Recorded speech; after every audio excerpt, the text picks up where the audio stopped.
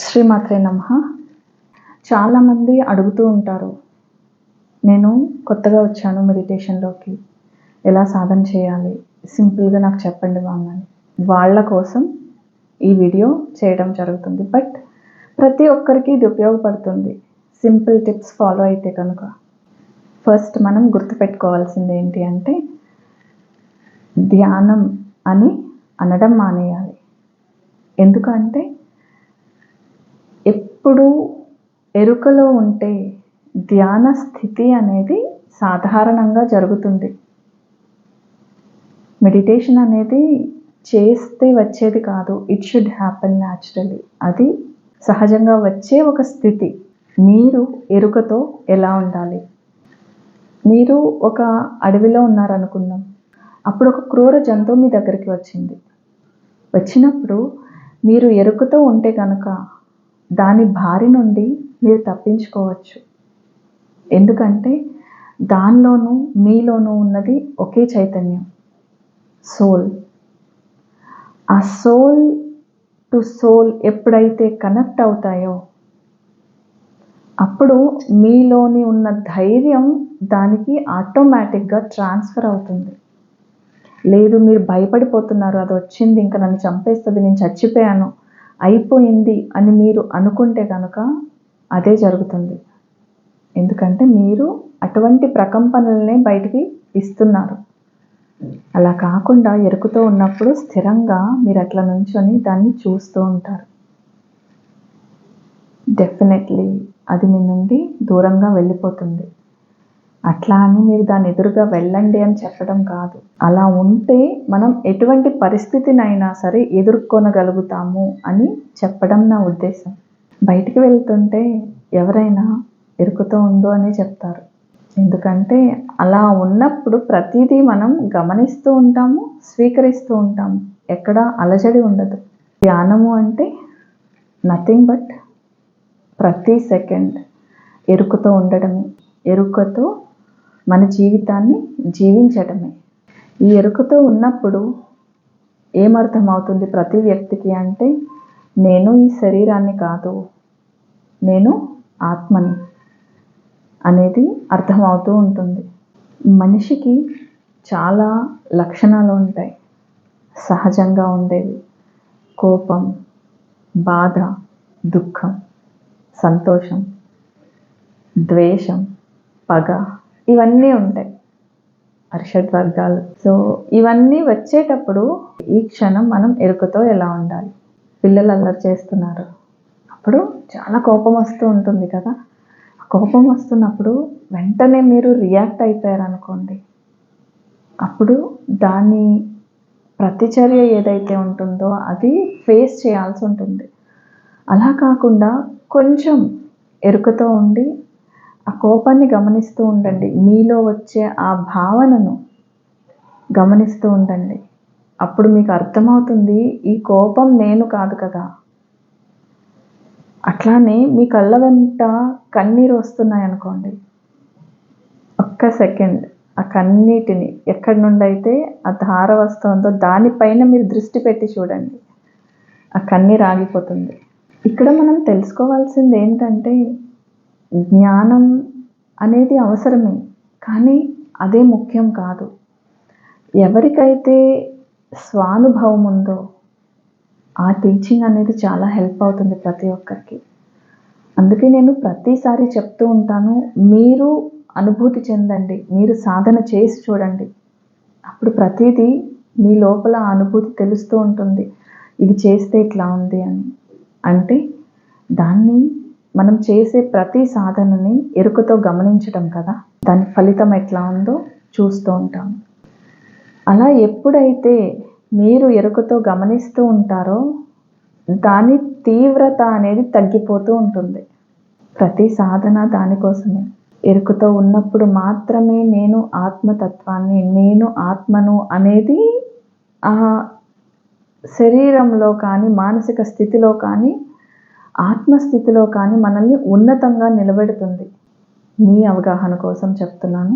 ధ్యానం చేయాలి అనుకునే వాళ్ళు ఏం చేయాలి అంటే, మీకు ఎక్కడ హాయిగా ఉంది అక్కడ కూర్చోవాలి. ఈ కూర్చోడానికి మీరు సుఖాసనంలోనే కూర్చోనక్కర్లేదు. ఇలా సింపుల్గా కూర్చొని లెగ్స్ అనేవి ఇలా విడిగా వదిలేయకుండా ఇట్లా క్రాస్ చేసి కూర్చోండి. మీ పాదాలు రెండు ఒక పాదం పైన ఒక పాదం పెట్టి అట్లా కూర్చోండి క్రాస్ లెగ్స్గా. కూర్చున్న తర్వాత వెన్నుముక నిటారుగా పెట్టుకొని జ్ఞాన ముద్ర పెట్టుకోవాలి. అంటే ఈ థంబ్ ఇండెక్స్ ఫింగర్ ఈ రెండు టచ్ చేసి ఉంచాలి. ఇది సుప్రీం సోల్, ఇది మీరు. ఈ రెండింటిని కనెక్ట్ చేస్తున్నారు. మీరు ఈ సుప్రీం సోల్తో, ఆ అత్యున్నత ఆత్మైక స్థితితో, శివ చైతన్యంతో మీరు కలుస్తున్నారు ఆ ఏకత్వ భావన కోసం. ఇలా పెట్టి జాయిన్ చేసి మీ చేతులు మీ మోకాళ్ళ పైన పెట్టుకోండి. మీ మోకాళ్ళకు టచ్ అయ్యేలాగా ఉంచుకోండి. ఉంచుకున్నప్పుడు ఈ 3 వేళ్ళు మరీ ఇలా స్ట్రైట్గా పెట్టేయాల్సిన అవసరం లేదు. ఇట్లా కొద్దిగా ఇట్లా స్లైట్గా ఇట్లా బెండ్ అయి ఉంటే సరిపోతుంది. దీని అర్థం ఏంటంటే మీలో ఉన్న రాజసిక, తామసిక, సాత్విక గుణాలను బయటికి వదిలేస్తున్నారు. సాత్విక గుణాన్ని కూడా వదిలేయాలా అంటే వదిలేయాలి. ఎందుకంటే ఆత్మ అన్నది శుద్ధమైనది, ఎటువంటి గుణము దానికి లేదు. ఆ స్థితికి చేరాలి అంటే మనలో ఉన్న మంచి చెడు అన్నిటినీ బయటికి వదిలేయటమే. నిర్మలత్వంతో ఉండాలి. సో అందుకని అట్లా చూపిస్తూ మనం ఈ చేతుల్ని ఇట్లా పెట్టుకుంటాము. ఈ రెండు జాయిన్ చేసి ఉంచుతారు కదా. జాయిన్ చేసిన తర్వాత మీరు ఆ స్థితిలో ఎప్పుడైతే కొనసాగుతూ ఉంటారో అప్పుడు మీరు గమనించవచ్చు ఈ 2 వేళ్ళు ఇలా టచ్ అయ్యలేవు, ఇట్లా దూరం అయిపోయినాయి అని. అలా జరిగితే కనుక కంగారు పడద్దు. అయ్యో నేను సరిగ్గా చేయలేదే, ముద్ర సరిగ్గా పెట్టుకోలేదే అని అనుకోవద్దు. ఖచ్చితంగా చాలామందికి ఇవి దూరంగా జరుగుతాయి. ఎందుకంటే ఈ రెండిటి మధ్యన ఒక ఎనర్జీ ఫామ్ అవుతుంది. ఒక ఎనర్జీ ఫామ్ అయ్యి ఆ ట్రాన్స్ఫర్ అనేది జరుగుతూ ఉంటుంది. అందువలన ఈ వేళ్ళు అనేవి దూరం జరపబడతాయి. ఈ ముద్ర పెడతాం కదా, ఈ ముద్ర పెట్టి మనం మోకాళ్ళ పైన పెడతాము. మోకాళ్ళ పైనే ఎందుకు పెట్టాలి అంటే మోకాళ్ళలో ఒక ఇంపార్టెంట్ ప్రెషర్ పాయింట్ ఉంటుంది. ఆ ప్రెషర్ పాయింట్ ఏం చేస్తుందంటే మన మూలాధార చక్రాన్ని యాక్టివేట్ చేస్తూ ఉంటుంది, జాగృతం చేస్తూ ఉంటుంది. భూతత్వానికి సంబంధించిన ఎనర్జీ సెంటర్ని అది జాగృతం చేస్తూ ఉంటుంది. దానివల్ల ఏం జరుగుతుంది, మనం ఎప్పుడైనా లో ఉన్నాము అంటే డల్గా ఉన్నాము, మూడ్ ఆఫ్లో ఉన్నాము అంటే ఇలా పెట్టి కూర్చోవడం వలన అక్కడ శక్తి జాగృతమై మనల్ని ఆ లో ఫీలింగ్ నుంచి బయటపడేస్తుంది. సో ఇలా పెట్టడం వల్ల నిజంగానే మనకు అనిపిస్తుంది నేను హాయిగా ఉన్నాను, ఒక ఫీల్ గుడ్ అనేది అనిపిస్తూ ఉంటుంది లోపల. నేను రెస్పాన్సిబుల్గా ఉన్నాను, నేను బాధ్యతాయుతంగా ఉన్నాను అని ఒక మంచి ఫీలింగ్ మనకు వస్తుంది. అంటే ఆ లో ఫ్రీక్వెన్సీ ఏదైతే ఉందో దాని నుంచి మనం ఈజీగా బయటపడగలుగుతాము ఎప్పుడైతే ఇట్లా పెట్టుకుంటామో. డల్గా ఉన్నప్పుడు సాధారణంగా తల కిందికి వంచి కూర్చుంటారు. మనం వెళ్ళి ఏం చేస్తాము, ఎందుకు అట్లా ఉన్నాము అని ఈ చిన్ని ఇట్లా పట్టుకొని ఇట్లా పైకి లేపుతాము. అంటే ఏంటి, మనం ఆ ఎనర్జీని అప్లిఫ్ట్ చేస్తున్నాము అనేది అర్థం ఇక్కడ. అంటే మీరు చిన్ముద్ర పెట్టుకుంటారు, మోకాళ్ళ పైన పెట్టి కాళ్ళు రెండు ఒక పాదం పైన ఇంకొక పాదం వచ్చేలాగా పెట్టి కూర్చుంటారు. ఈ 3 గుణాలని బయటకు వదిలేస్తూ రాజసిక, తామసిక, సాత్విక గుణాలని బయటికి విడిచిపెడుతూ ఆ సుప్రీం సోల్తో కనెక్ట్ అవుతూ చాలా రిలాక్స్డ్గా కూర్చుంటాం.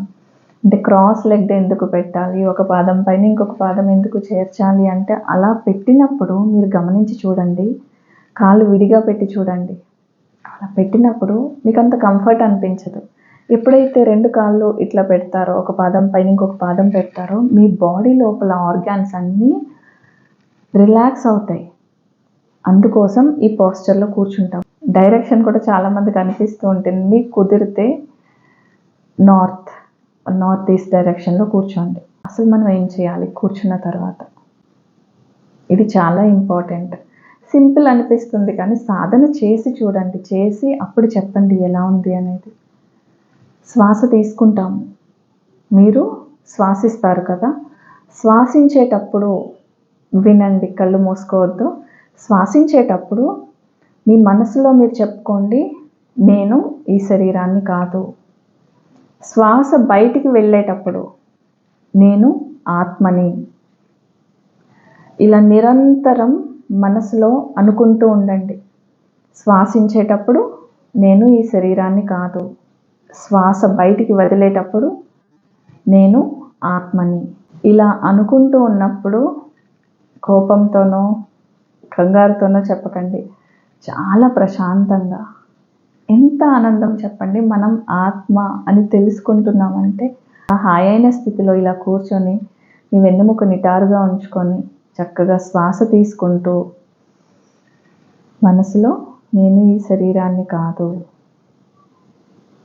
శ్వాస వదులుతూ నేను ఆత్మని.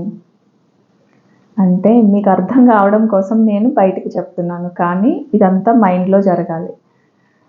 ఇలా చెప్తూ కంటిన్యూస్ మీరు శ్వాస పైన దృష్టి పెట్టి కూర్చోండి.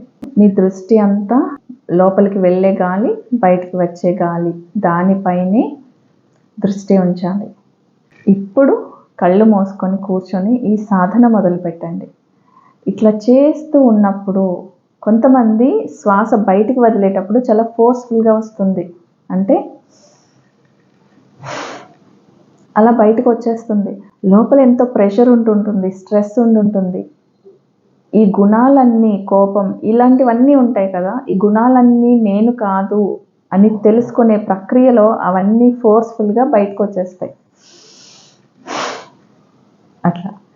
సో అలా వెళ్ళిపోయిన తర్వాత మీరు ఎంతసేపు చేయగలుగుతారో అంతసేపు అలా కొనసాగిస్తూ ఉండండి. చాలా హంబల్గా, పొలైట్గా, ఒక ఆనంద స్థితిలో చేస్తూ ఉండండి. న్యాచురల్గా చేయండి, కానీ ఎరుకతో చేయండి. ఆ ఎరుకతో చేసేటప్పుడు మీకు ఏం జరుగుతుంది అంటే ఈ శ్వాస పైన కంట్రోల్ వస్తుంది. ఎరుకతో మీరు శ్వాసించగలుగుతారు. ఇప్పుడు నేను మాట్లాడుతున్నాను, కానీ శ్వాస అనే ప్రక్రియ జరుగుతూ ఉంది, బట్ దానిపైన దృష్టితో లేను. నా ఎరుక అంతా మీతో మాట్లాడటం పైన ఉంది. కానీ ఈ స్థితిలో ఏం జరుగుతుంది, ఈ శ్వాస పైన ఎరుకతో ఉండటం వల్ల దానిపైన మీకు కంట్రోల్ వస్తుంది. సాధారణంగా ఏం చేస్తాము, మనం ఎక్కడికైనా షాపింగ్ మాల్కి వెళ్ళామనుకోండి, సూపర్ మార్కెట్కి వెళ్ళాము, బిల్లింగ్ దగ్గర ఉన్నాము.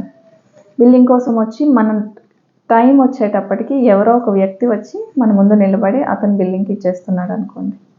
అప్పుడు మన లోపల ఎలా ఉంటుంది, రగిలిపోతూ ఉంటాము. అసలు ఇంతసేపు నేను నించున్నాను కదా, మధ్యలో వచ్చేసావు, ఎందుకు ఇలాగా అని మనం ఫైట్ చేయడానికి రెడీ అయిపోతాము.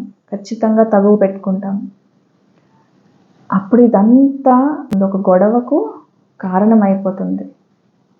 కానీ మీరు ఎరుకతో ఉన్నప్పుడు, మీ శ్వాస పైన మీ దృష్టి ఉన్నప్పుడు, ఆ కోపం వస్తున్నా సరే మీరు దాన్ని గమనించగలుగుతారు. నేను ఈ కోపం కాదు కదా ఇలా రియాక్ట్ అవ్వాలా, అతనితో తగువకు దిగాల అనే ఆలోచన వస్తుంది. ఎరుకతో ఉండగానే మన కష్టాలు రావా, బాధలు రావా, కన్నీరు రాదా అంటే అన్నీ వస్తాయి. కానీ వాటిని ఎదుర్కొనే సామర్థ్యం పెరుగుతుంది. వాటిని మనం ఎక్స్పీరియన్స్ చేసే విధానం మారిపోతుంది. అంగీకరిస్తాము, ఓకే రానివ్వు, కానీ నిన్ను నీలాగా నేను స్వీకరించను అనే తత్వం మనకు ఏర్పడుతుంది. ఎప్పుడైతే కోపాన్ని మనం కోపంగా చూడమో, గమనిస్తూ ఉంటామో, అక్కడ దాని స్పందన తగ్గిపోతుంది. గమనించి చూడండి. చాలా చాలా డీప్ సబ్జెక్ట్ ఇది. పట్టుకుంటే చాలా ఈజీగా ఉంటుంది. జీవితం చాలా హాయిగా వెళ్తూ ఉంటుంది. నేను ఈ శరీరం కాదు, నేను ఆత్మని అని మీరు ఎరుకతో గమనిస్తూ ఉన్నప్పుడు మీ చుట్టూ ఎటువంటి పరిస్థితులు ఉన్నా ఆ పరిస్థితుల్లో మీరు మమేకం అయిపోకుండా ఒక ద్రష్టా భావంతో మీరు చూస్తూ ఉంటారు, మీరు గమనిస్తూ ఉంటారు.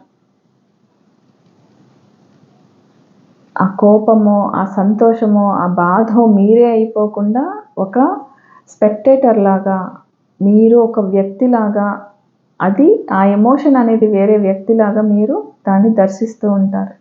ఎప్పుడైతే ఎరుక స్థితిలో మీరు ఉంటారో అంతకు మించిన అత్యున్నత స్థితి వేరేది ఉండదు. మనం ఒక కైట్ ఎగరేస్తూ ఉన్నామనుకోండి, ఆ కైట్‌కి ఆ గాలిపటం దానికి ఒక దారం కట్టి ఉంచుతాము. ఇక్కడ మనం ఈ దారం ఎట్లా ఊపుతున్నామో కైట్ అక్కడ అలా ఆకాశంలో కదులుతూ ఉంటుంది కదా. అట్లానే ఈ శరీరంలో ఈ శ్వాస ఏదైతే ఉందో ఆ శ్వాస ఒక స్ట్రింగ్ లాగా ఉపయోగపడుతుంది, ఒక దారం లాగా ఉపయోగపడుతుంది. దాన్ని మనం కంట్రోల్లోకి తెచ్చుకున్నామా ప్రతిదీ మన కంట్రోల్లో ఉన్నట్టే. మనం కదిలించవచ్చు. ఈ బాడీని ఒక బేస్గా చేసుకొని శ్వాసంతో మనం ఆ అత్యున్నత స్థితికి చేరుకోవచ్చు. శ్వాసను పట్టుకుంటే ఆత్మస్థితిని మనం అనుభూతి చెందుతున్నట్టే. హిమాలయాల్లో యోగులు సాధన చేస్తూ ఉంటారు కదా, వాళ్ళకి ఆలోచనలు రావా అంటే వాళ్ళకనే కాదు ప్రతి ఒక్కరికి ఆలోచనలు వస్తూనే ఉంటాయి. మనిషి యొక్క సహజ గుణం ఆలోచనలు అనేవి. మనసు అంటే ఫార్మ్ ఆఫ్ థాట్స్ కదా, అవి వస్తూనే ఉంటాయి. కానీ వాటితో మనం వెళ్ళకుండా నేను ఆ ఆలోచన కాదు అని ఎరుకతో ఉండగలుగుతాము. అంటే మీరు ధ్యాన స్థితిలో కూర్చున్నారు, ఖచ్చితంగా ఆలోచనలు రన్ అవుతూ ఉంటాయి. ఒక ఆలోచన వచ్చినప్పుడు మీరు దానితో పాటు వెళ్ళకుండా నేను ఇది కాదు కదా, ఈ ఆలోచన నేను కాదు కదా, నా దృష్టి నా శ్వాస పైన ఉండాలి కదా, ఇక్కడ నిలపాలి కదా అనే ఎరుకతో మీరు మళ్ళీ ఆ ఆలోచన నుంచి మీరు వెనక్కి వచ్చి మీ దృష్టి ఇక్కడ నిలపగలుగుతారు. అంటే ఏదైతే ఒక ఆలోచన వచ్చిందో దానికి వేర్లు ఫామ్ అవనివ్వకుండా, దానికి రూట్స్ ఫామ్ అవనివ్వకుండా, అది చెట్టులాగా ఒక వృక్షంలాగా ఎదగనివ్వకుండా మీరు అక్కడే కట్ చేయగలిగే స్థితి మీకు ఈ ఎరుకతో ఉన్నప్పుడు వస్తుంది. మీరు ఈ ప్రక్రియ సాధన చేస్తున్నప్పుడు ఈ చిన్ అనేది ఇలా కిందికి పెట్టకుండా జస్ట్ స్లైట్గా కొంచెం అట్లా పైకి పెట్టండి. ఎప్పుడైతే ఇలా పైకి పెట్టి మీరు కళ్ళు మూసుకొని ఆ ఎరుకతో సాధన చేయడానికి కూర్చుంటారో మీ దృష్టి ఇక్కడికి కనెక్ట్ అవుతుంది. థర్డ్ ఐ, మీ రెండు కనుబొమ్మల మధ్యన ఒక ప్లేస్లో మీ దృష్టి ఏకాగ్రం అవుతుంది.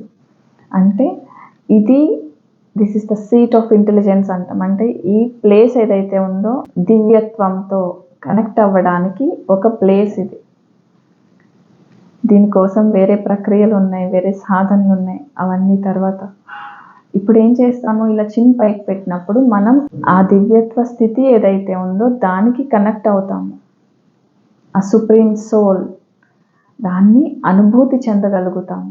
ఎంతసేపు చేయాలి ఇలా ఉండి అంటే ప్రతి ఒక్కరికి వారి శరీర తత్వాన్ని బట్టి, వారి మానసిక స్థితిని బట్టి ఒక నిర్దిష్ట సమయం అంటూ ఆ ఆత్మ డిసైడ్ అవుతుంది. ఇంతసేపు అని ఎవ్వరు చెప్పడానికి లేదు. ప్రతి ఒక్కరికి వేరు వేరు సమయాలు సెట్ అవుతాయి. ఒకరికి 1 నిమిషం సరిపోతుంది, కొంతమందికి 5 నిమిషాలు సరిపోతాయి, కొంతమందికి గంట కూర్చుంటేనే తృప్తి అనిపిస్తుంది. ఎప్పుడైతే మీకు ఆ సాటిస్ఫాక్షన్ వచ్చిందో అప్పుడు అది మీ సమయం అయినట్టు. అలా చక్కగా శ్వాస తీసుకుంటూ నేను ఈ శరీరాన్ని కాదు అనే భావనను చెప్పుకుంటూ ఉండండి, మనసులో అనుకుంటూ ఉండండి. శ్వాస వదులుతూ నేను ఆత్మని అని చెప్పుకుంటూ ఉండండి. అలా కొనసాగుతూ ఉన్నప్పుడు మీకు తెలియకుండానే మీరు ఒక స్థితిలోకి వెళ్తారు. దాన్నే ధ్యాన స్థితి అంటాము. అది ఇలా ఉంటుంది అని వర్ణించటం కష్టం, ఎవరికి వారు అనుభూతి చెందాల్సిందే. అలా జరిగిన తర్వాత మెల్లగా ఎప్పుడైతే మీరు మళ్ళీ ఎరుకలోకి వస్తారో సడన్గా కళ్ళు తెరవకండి. చక్కగా మీ శరీర స్పృహను కలిగి ఉండండి. ఆ శరీరాన్ని మీరు స్పృహలోకి తెచ్చుకున్న తర్వాత శవాసనంలో పడుకోండి. లేదు సడన్గా మీరు లేచారంటే మీకు ఏదో కళ్ళు తిరుగుతున్నట్టు, తలనొప్పిగానో తల తిరుగుతున్నట్టు అనిపిస్తూ ఉంటుంది. అందుకని చక్కగా కనీసం ఒక 2 నిమిషాల పాటు, కుదిరితే కొంచెం ఎక్కువసేపు ఆ శవాసనంలో పడుకొని ఉండండి. శరీరాన్ని జస్ట్ అలా వదిలేసి కాళ్ళు దూరంగా పెట్టుకొని చేతులు కూడా బాడీకి టచ్ అవ్వకుండా దూరంగా పెట్టుకొని ఆ శవాసనంలో ఆ స్థితిలో ఉండండి. కొద్దిసేపు అలా ఉన్న తర్వాత చక్కగా లేచి మీ అరచేతుల్ని చూసుకుంటూ కళ్ళు తెరవండి. ధ్యాన స్థితిలోంచి బయటికి రావడం కూడా ఇంపార్టెంటే. ఈ ఒక్క ప్రక్రియ సాధన చేసి చూడండి, అద్భుతాన్ని చూస్తారు. ఈ వీడియో చివరి వరకు చూసినందుకు ధన్యవాదాలు. మీరు తప్పకుండా ఫాలో అవ్వండి, మీకు ఎంతో ఉపయోగపడుతుంది ఇది.